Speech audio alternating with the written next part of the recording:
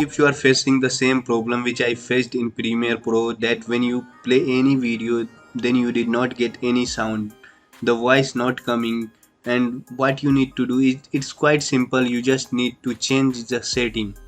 Here you can see, here my audio is now this one, but I need to change. You can see there is three audio source, so I need to change.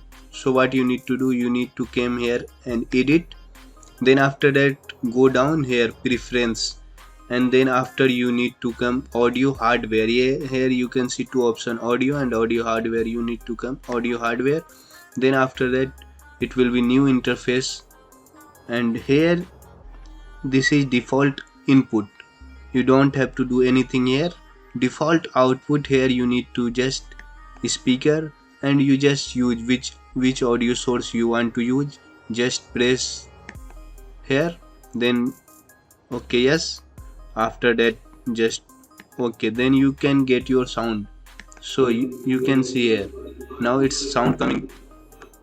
You can't hear, but I can hear the sound. So it's easy, just need to do this setting.